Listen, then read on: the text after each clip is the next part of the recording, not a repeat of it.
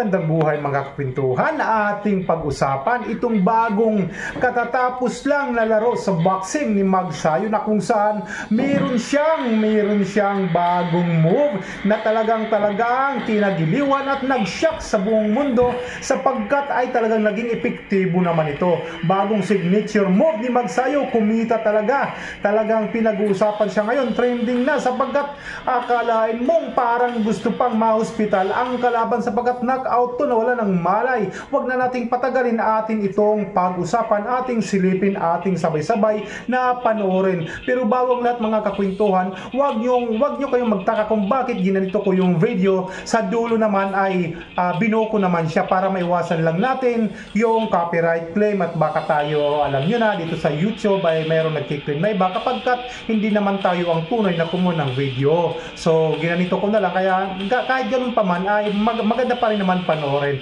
Pero kayo mag-alala, sa dulo kasi ay pakikita ko yung slow motion ha. Sige, sabay-sabay na nating panoorin.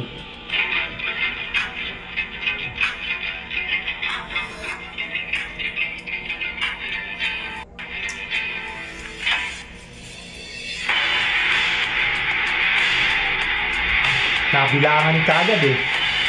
Nabilangan kagad. Ulit pa yan ulit kasi hindi na nga tapos yung round eh.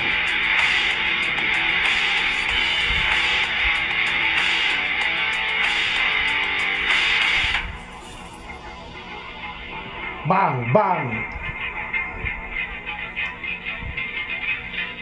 Bang!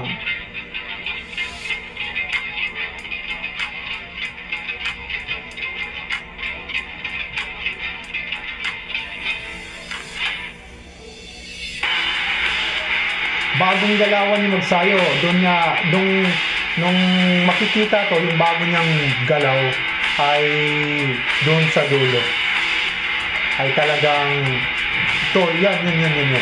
Kaya antayin natin na pakita yung mag-slow mo hanggang sa mag-slow mo. Pagkatapos na yan, slow motion na yung pakikita ko sa inyo. Ginanito lang natin yung video kasi alam na para maiwasan natin yung pag-claim ng may-ari ng video.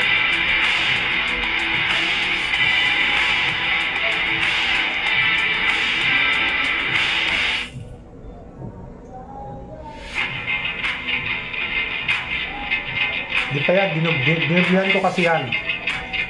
Yan na. Ito. Pagkatapos niyan, bagsak yung isang slow mo.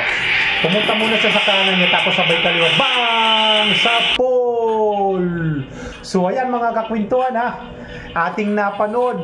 Ano ang inyong masasabi sa bagong galawan ni Magnifico Magsayo? Kakaiba, talagang pinag-uusapan yan ngayon. Pagpunta niya, pumunta muna siya sa kanan, pag kanan niya, sabay balik sa kaliwa, sabay tira sa kaliwa. Talagang epektibo, napaka-effective yung ginawa niya. Buti hindi na hospital na bumangon pa yung kalaban niya.